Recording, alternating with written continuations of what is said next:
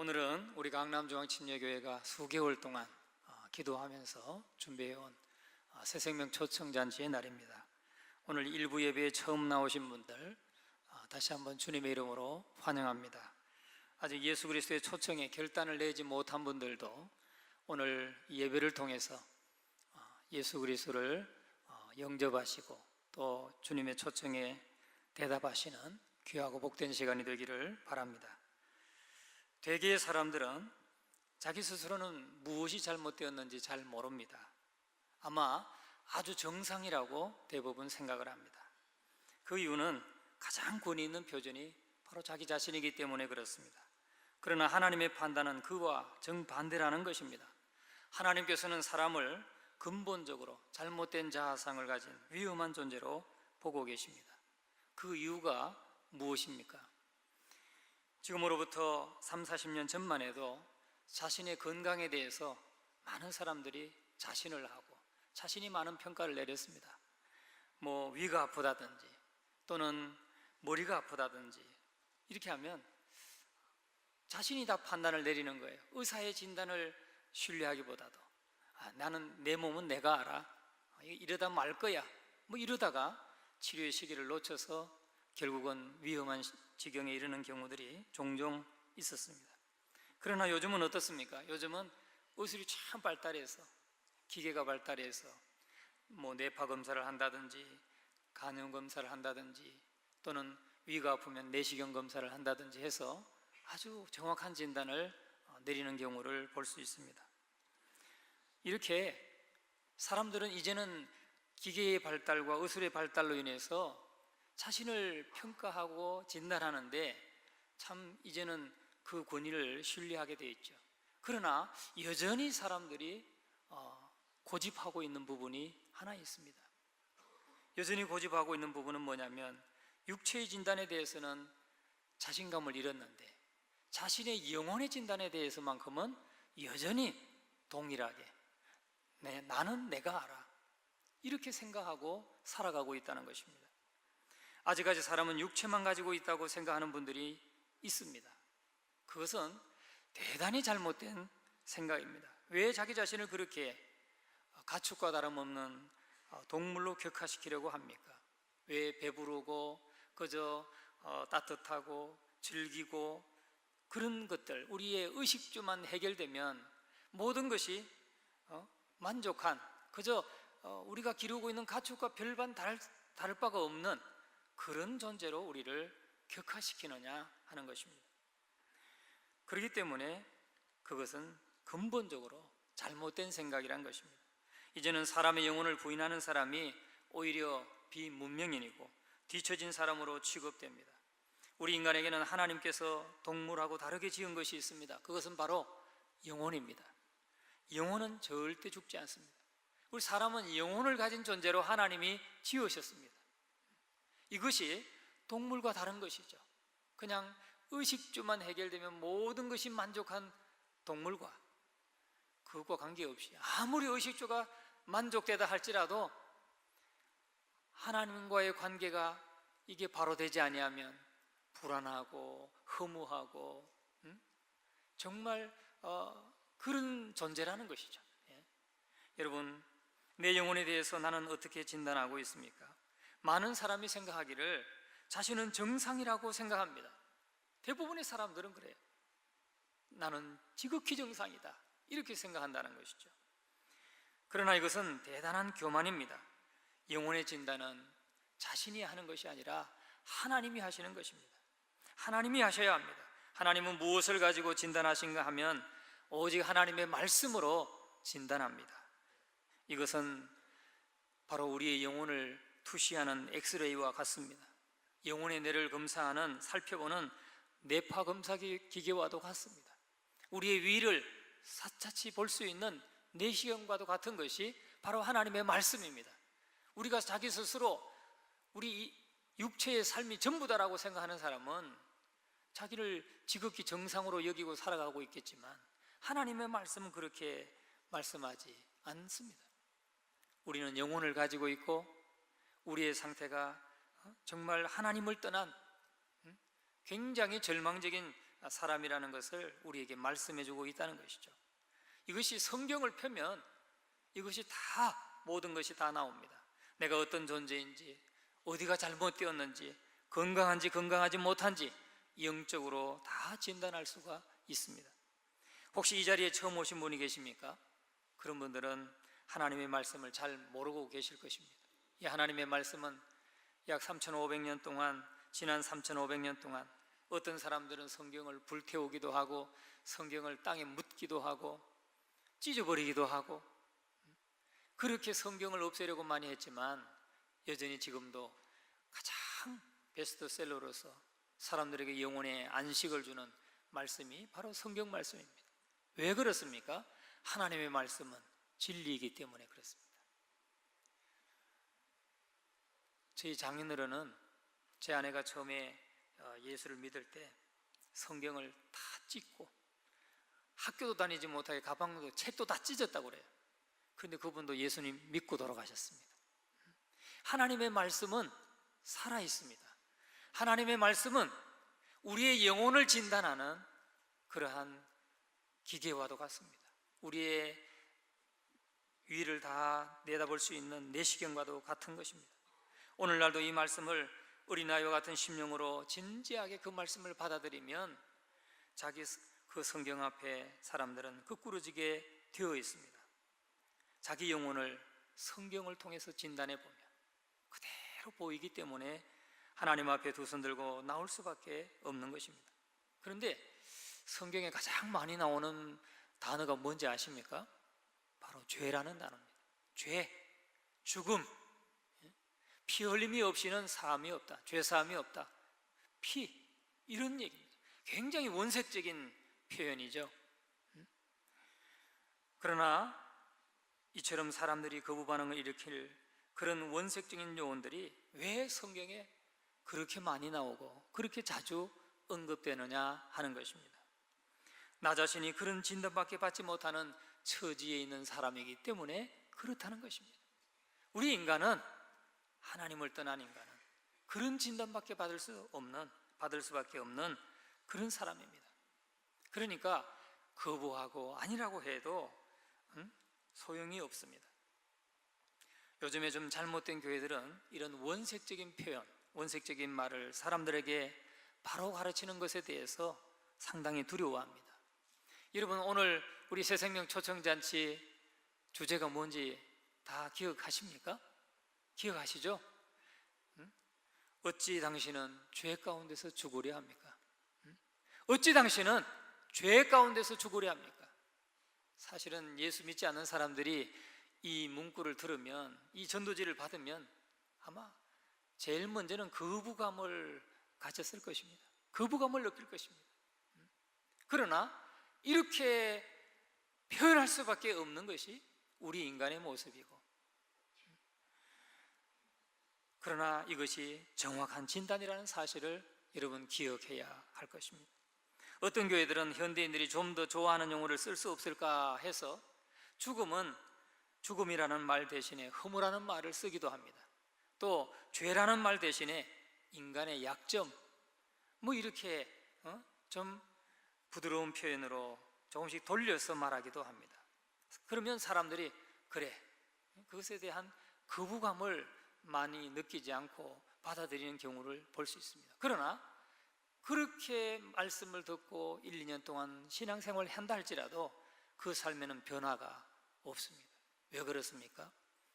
진리의 말씀을 바르게 가르치지 않았기 때문에 그렇습니다. 바른 말을 안 했기 때문이라는 거죠.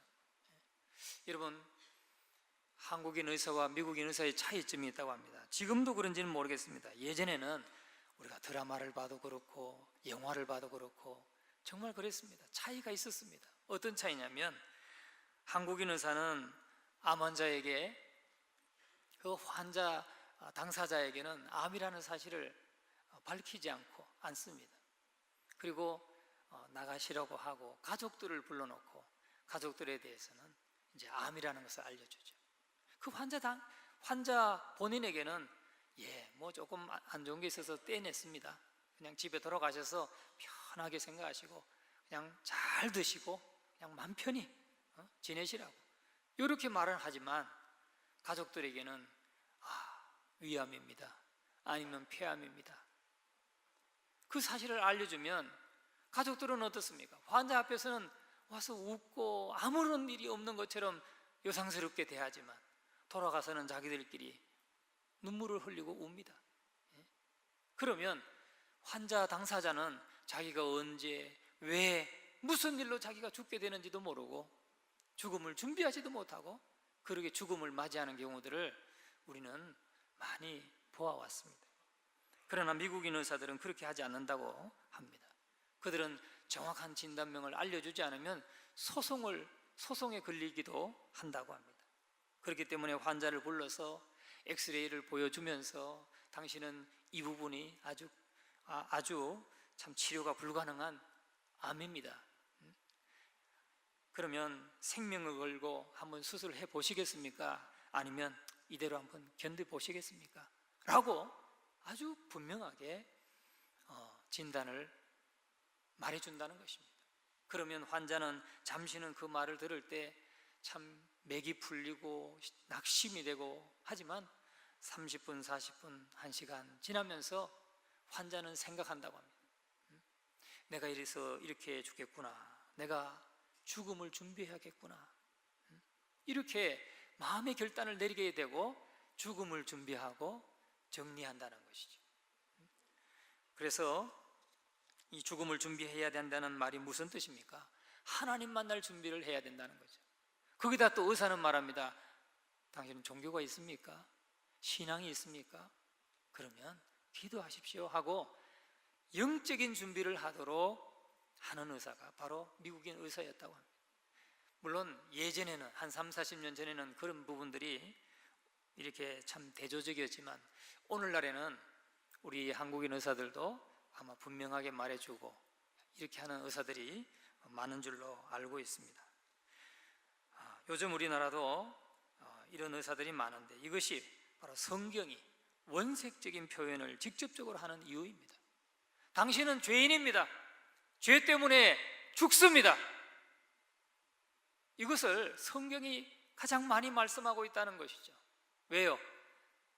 그렇게 원색적인 표현으로 말할 수밖에 없는 상태가 우리의 영혼의 상태이기 때문에 그렇게 말씀하는 것입니다.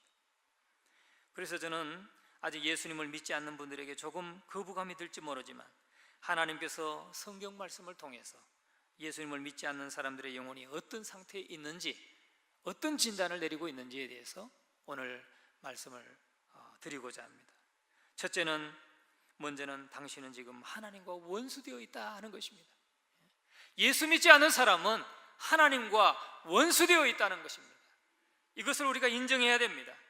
어디에서 그런 끔찍한 이야기가 나옵니까? 바로 오늘 우리가 읽은 이 말씀, 골로새서 1장 21절의 말씀이 그것을 말합니다. 21절을 다 같이 한번 읽어보겠습니다.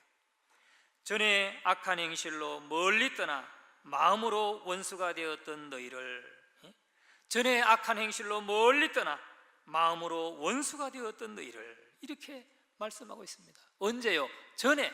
저는 무슨 말입니까? 예수 믿기 전에, 이런 말입니다. 예수 믿기 전에는 하나님과 원수되었다는 거예요. 원수되었는데 누구와 원수되었습니까? 하나님과 원수되었다는 겁니다. 어떻게 원수가 되었습니까? 마음으로 멀리 떠나서 하나님과 원수되었다는 겁니다. 마음 깊이, 또 우리 인간의 본성 깊은 데서부터 하나님과 떨어져서 원수되었다는 것입니다. 왜 원수가 되었습니까?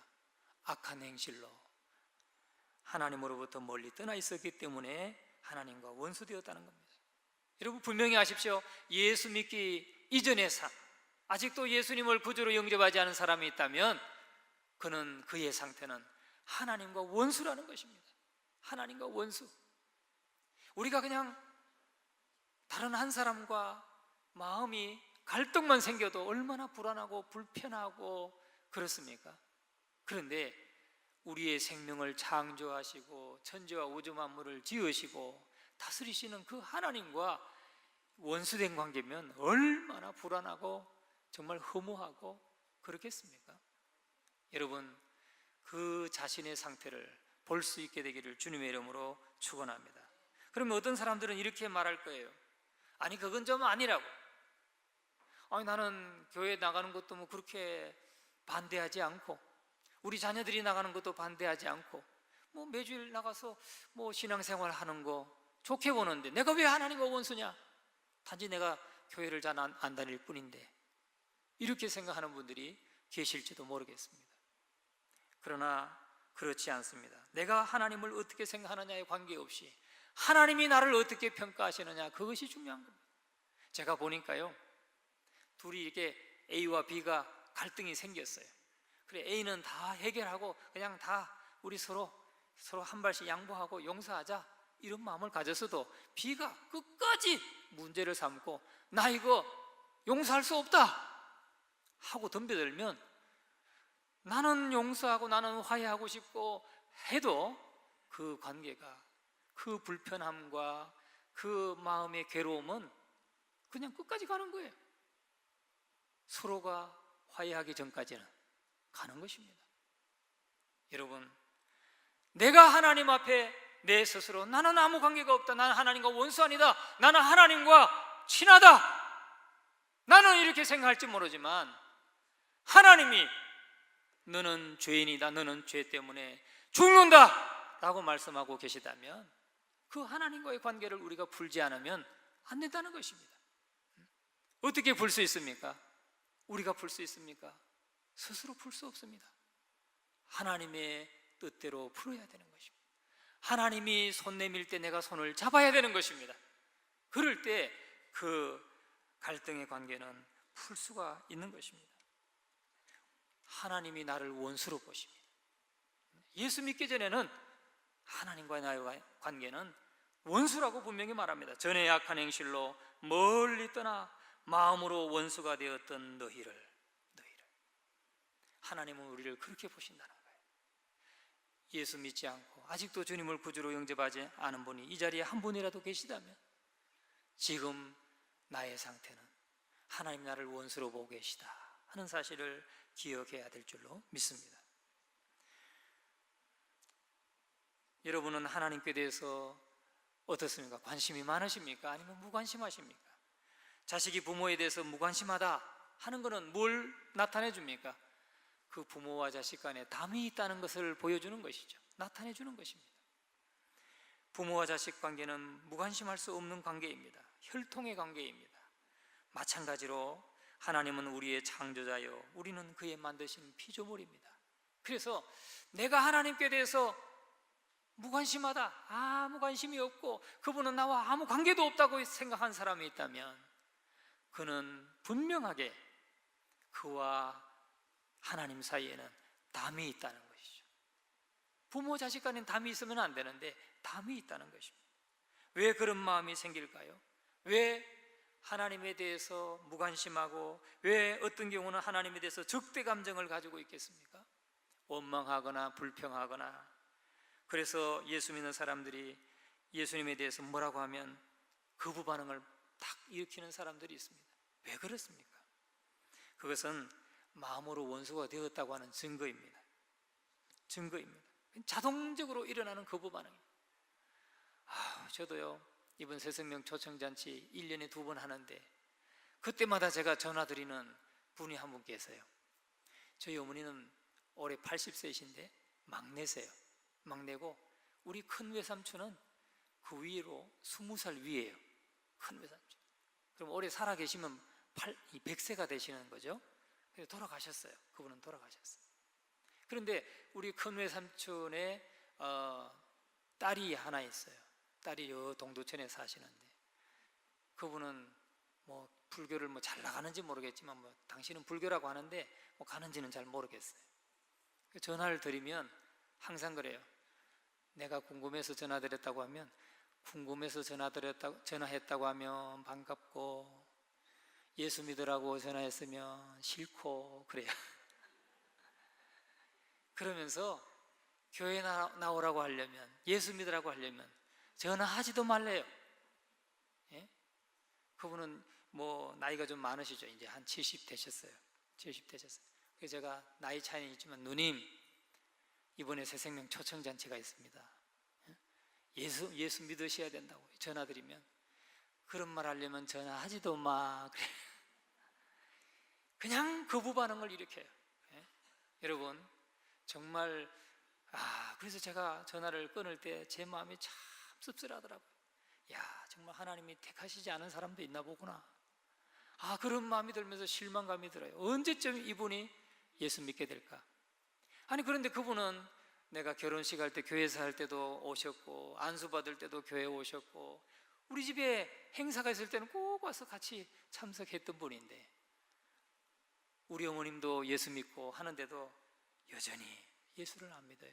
자, 그래서 마음이 참 쓸쓸했어요. 여러분, 이렇게 하나님과 원수된 상황에서 사는 사람의 세계에는 가장 중요한 것이 빠져 있는 것입니다. 에베소서 2장 12절의 말씀에 보면은 그때에 너희는 그리스도 밖에 있었고 이스라엘 밖의 사람이라, 약속의 언약들에 대하여는 외인이요 세상에서 소망이 없고 하나님도 없는 자였더니 그랬어요. 여러분, 하나님과 원수된 상황에서는 예수 그리스도가 그 안에 없는 것입니다. 그 안에 소망도 없고 그 안에 생명도 없고 하나님도 없다는 거예요. 우리 이것을 알아야 됩니다. 예수 그리스도가 그 마음속에 없는 자는 생명이 없는 것입니다. 하나님이 누구입니까? 하나님은 우리 생의 주인이십니다. 우리를 지으신 분이시고 우리를 이 땅에 있게 하신 분입니다. 이 사실을 우리가 믿음으로 받아들여야 됩니다. 이 질문에 대한 정상적인 대답은 하나님입니다. 이렇게 대답을 해야 됩니다. 왜냐하면 하나님이 나를 만드셨기 때문에 그렇습니다. 그러므로 내 생명의 주인은 하나님이어야 합니다. 그런데 하나님이 없다, 안 믿기 때문이죠. 내가 하나님을 내 마음에 모시지 않았기 때문에, 하나님이 내 속에 없고 그리스도가 내 속에 없기 때문에 세상에서 소망이 없는 자다라고 에베소서 2장 12절에는 말씀하고 있습니다. 그러면 이 사람들에게 누가 하나님입니까? 예수를 모시지 않은 사람들에게 있어서 그들의 하나님은 누구입니까? 그들의 하나님은 자기 자신입니다. 자기 자신이 자기 하나님입니다. 나 자신이 내 하나님이다. 내 인생은 나의 것, 내 인생은 나의 것. 그렇게 노래한 가수도 있었는데, 자기 인생은 자기 것이라고 생각하고 내 인생은 내 원하는 대로 내 마음대로 살아가는 것, 이것이 참 내가 똑똑한 삶이다 라고 생각하는 것이 바로 하나님과 원수된 사람의 특징이라는 것입니다. 세상 마지막 때가 되면 디모데후서 3장 4절에 이렇게 말합니다. 배반하며 팔며 조급하며 자고하며 쾌락을 사랑하기를 하나님 사랑하는 것보다 더하며, 쾌락을 사랑하는 것을 하나님 사랑하는 것보다 더한다. 마지막 때 그렇다는 것입니다. 지금 어떻습니까? 그냥 자기 마음 기쁘고 자기가 원하는 것, 행하는 것, 이것을 하나님 사랑하는 것보다 더하는 세대가 지금의 세대 아닙니까? 하나님 없는 사람은 자기 스스로가 자신이 하나님이니까 모든 것을 자신을 위해 투자합니다. 그러나 그것은 비참한 사람이요 잘못된 사람입니다. 하나님 없는 사람들은 자신이 자기의 하나님인 것으로 생각하지만 사실은 인간은 자신의 하나님이 될 수 없습니다. 여러분 어떻습니까? 인간이 자기 하나님이 될 수 있습니까? 아니요. 지금 단 1분 후에 자신의 생명의 여하를 알 수 없는 것이 인간입니다. 그런데 어떻게 자기가 자기 하나님이 될 수 있습니까? 인간에게는 절대 중립지대가 없습니다. 하나님 편에 속하든지 마귀 편에 속하든지 이 둘 중에 하나 속하는 것이지 중립지대는 없습니다. 예수님을 믿지 않는 분들은 아니 그럼 나를 마귀 편에 있다고? 마귀가 나를 지배한다고? 아마 그렇게 의문을 가질지 모르겠습니다. 그러나 그것이 사실입니다. 여러분, 성경에 보면 하나님의 지배를 받지 않는 사람은 아무리 자아가 강하다 할지라도 마귀의 지배를 받게 되는 것입니다. 이들에게는 마귀가 그들을 지배한다는 것을 드러내주는 여러 가지 증거들이 마음과 생각에 나타나는 것입니다. 사람들이 점쟁이를 찾아가거나 철학관을 찾아가거나 하는 것은 마귀에게 끌려다니는 것을 말하는 것입니다. 그게 마귀에게 끌려다니는 것입니다. 어떤 사람은 집안에 부적을 붙이기도 하고, 또 부적을 소지하고 다니기도 하고, 회사에 그냥 자기 사무실에 붙여놓기도 하고, 어떤 식당에 가보면 명태인지 복원지 하여튼 실에다가 이렇게 묶어놓은 데도 있잖아요. 그러면 확 떼주고 싶어요. 예? 여러분 그렇지 않습니까? 예. 그런데 우리 그리스도인들은 부적 같은 거 그렇게 두려워하지 않습니다. 그런데 그 사람들은 그 부적을 버린다든지 태운다든지 하면 큰 일이 일어나는 것처럼 두려워합니다. 왜 그렇습니까? 그것이 마귀에게 지금 눌려 살아가고 있는 것이고, 마귀의 지배를 받고 있는 것이고, 마귀에게 끌려다니고 있다는 것을 보여주는 증거라는 겁니다. 우리는 이사할 때 1월 달에 이사하든 5월 달에 이사하든 12월에 이사하든 뭐 상관합니까? 그 사람들은 손이 없는 날, 손이 안 타는 날인가 그래가지고 그 날 잡아가지고 이사도 하고 결혼 날짜도 잡고, 어떤 사람은 12월 29일 12월 말에는 결혼을 안 하더라고요. 그래 왜 안 하느냐 그랬더니 저문다고 해서, 해가 저무는 해니까 아마 그때 결혼하면 인생이 저문다고 생각하시는가 봐요. 그래야 못 한다고 그래요. 여러분, 그러나 우리 그리스도인에게 그런 거 있습니까? 그런 거 없습니다. 하나님이 주인이시고 하나님이 내 모든 삶을 주관하시고 다스리기 때문에 우리는 그런 거 아무 걱정 없이 부적도 그냥 태워버릴 수 있고 부구대가리 그냥 집어던질 수 있습니다. 여러분, 누가 여러분의 주인이십니까? 하나님이 주인이십니까? 아니면 아직도 주님을 모시지 못한 분 계십니까? 그러면 오늘 이 시간 하나님과 원수된 관계로 계속해 남아 계시지 마시고 주님께로 돌아오셔서 오늘 예수 그리스도를 마음속에 모시고 하나님과 화목한 관계가 되시기를 주님의 이름으로 축원합니다. 우리는 스스로 하나님과 화목할 수 있는 능력이 없습니다. 우리는 그 부분에 있어서는 100% 우리는 무력한 존재입니다. 힘이 없는 존재입니다. 그런데 오늘 본문에 어떻게 하셨습니까? 하나님께서 우리에게 손을 내미셨어요. 하나님께서 나와 하나님과의 그 원수된 관계를 화해할 수 있도록 하나님께서 그 하나님과 원수된 관계를 청산하는 손을 내밀었습니다. 어떻게 내밀었습니까? 22절을 우리 다 같이 한번 읽겠습니다. 골로새서 1장 22절 시작. 이제는 그의 육체의 죽음으로 말미암아 화목케 하사 너희를 거룩하고 흠없고 책망할 것이 없는 자로 그 앞에 세우고자 하셨으니.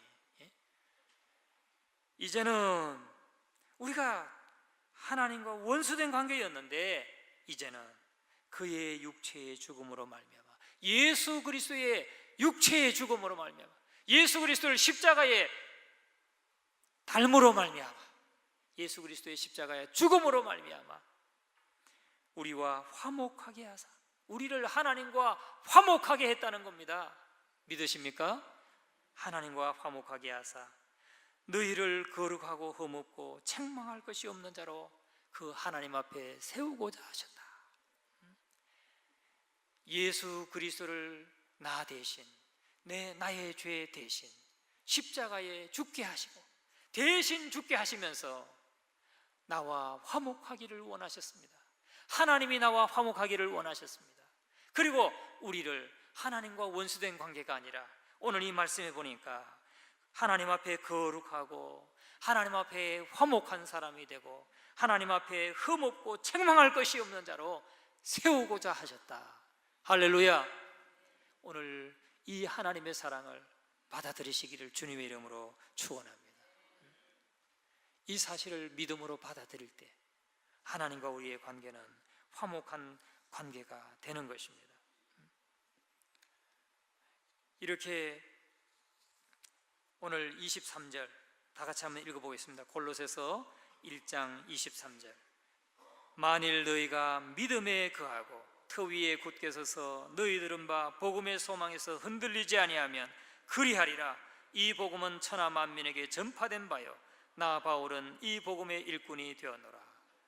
우리가 하나님과 원수된 관계를 청산하는 방법은 다름이 아닙니다. 믿는 것입니다. 예수 그리스도를 믿는 것입니다. 예수 그리스도가 나의 죄 대신 십자가에서 죽으시고 하나님과 나를 화목하게 하신 분이라는 사실을 믿는 것입니다. 그것을 23절에 말씀하고 있는 것입니다. 만일 너희가 믿음에 거하고, 너희가 믿으면, 이 말이죠, 너희가 믿으면 터 위에 굳게 서서 너희 들은 바 복음의 소망에서 흔들리지 아니하면 그리하리라. 그리하리라. 뭐가 그리하다는 겁니까? 하나님과 화목된 관계가 되고 거룩하고 흠없고 책망할 것이 없는 관계로 하나님 앞에 서는 존재가 된다는 것입니다. 오늘 주님 앞에 처음 나오신 분 계십니까? 그런 분은 오늘 이 시간 그냥 돌아가지 마시고 꼭 이 주님의 손을 붙잡으시기를 주님의 이름으로 축원합니다. 예수 그리스도를 내 생의 구세주요, 내 인생의 주인으로 모셔드리는 놀랍고 복된 결단이 오늘 이 시간 있게 되기를, 그래서 하나님과 화목된 관계가 되고 하나님 앞에 거룩하고 흠없고 책망할 것이 없는 그런 하나님의 자녀로 서게 되는 복된 아침이 되기를 주님의 이름으로 축원합니다.